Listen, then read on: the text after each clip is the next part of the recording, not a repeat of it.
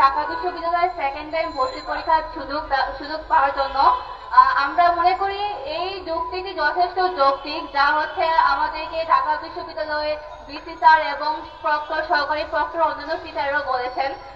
এই দাবিটি যথেষ্ট যৌক্তিক, কারণ ফার্স্ট টাইম একটা স্টুডেন্টের যে আমরা একটা ঘন্টা পরীক্ষা দিই, আমি মনে করি যে এই একটা ঘন্টা একটা স্টুডেন্টের কেরিয়ার গঠন করতে পারে না।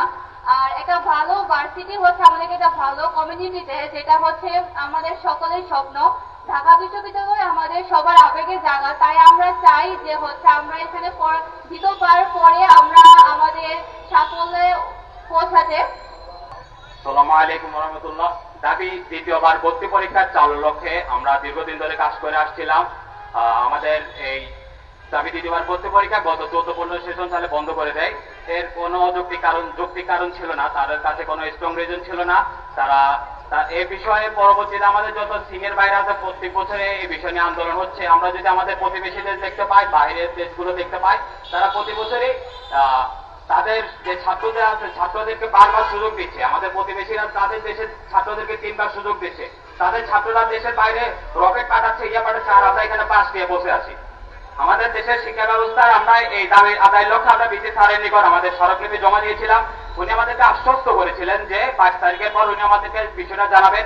উনি না জানালে কল করে হলে জানাবেন। এর পরবর্তীতে উনি আমাদেরকে এই বিষয় নিয়ে এখন আশ্বস্ত করেননি, উনি আমাদেরকে এখনো ফিডব্যাক দেননি। এর জন্য আমরা আবারও রাস্তায় নামতে বাধ্য হয়েছি।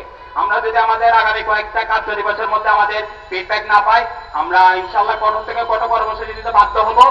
আর যদি আমাদের এই যে সামনে পূজার বন্ধ বিবেচনা রেখে আমরা ইনশাআল্লাহ এর পরবর্তীতে কঠোর থেকে কঠোর কর্মসূচি দিব ইনশাআল্লাহ।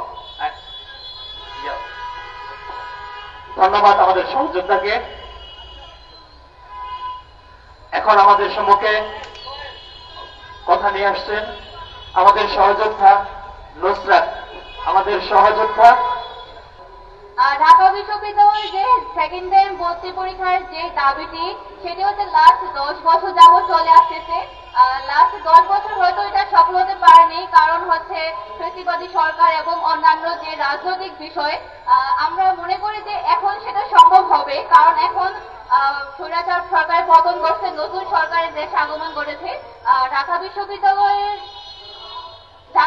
সেকেন্ড টাইম ভর্তি পরীক্ষা চাওয়ার কারণে আমরা যথেষ্ট ট্রলের শিকার হয়েছি, যেটা হচ্ছে যার কারণে হচ্ছে আমাদের সাথে স্টুডেন্টরা এখানে আসতে ভয় পায়, লজ্জা পায় যে হচ্ছে মিডিয়া বা হচ্ছে অন্যান্য মানুষ কি বলবে।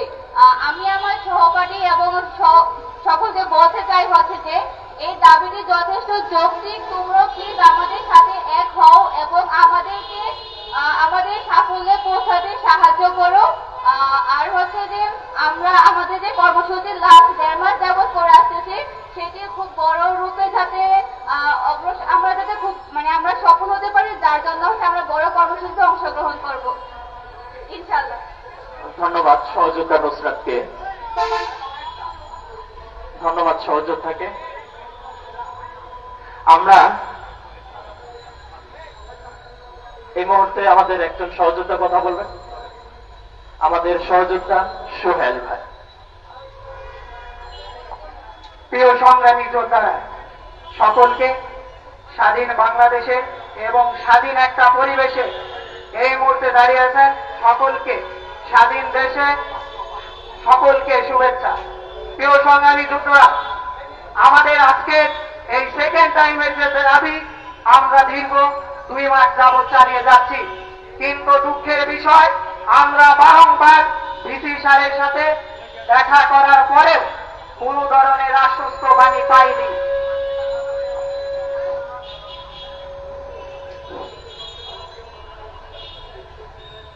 আমাদের এই যৌক্তিক দাবি ঢাকা বিশ্ববিদ্যালয়ে যাকে বৈষম্য দূর করে নেন আতরঘর হিসাবে আমরা জানি, সেই বিশ্ববিদ্যালয় সেকেন্ড টাইম বন্ধ করে একটা প্রতিবন্ধকতার যে তালা ঝুলিয়ে রেখেছে স্বাধীন দেশে, সেটা কোনোভাবেই কাম্য নয়।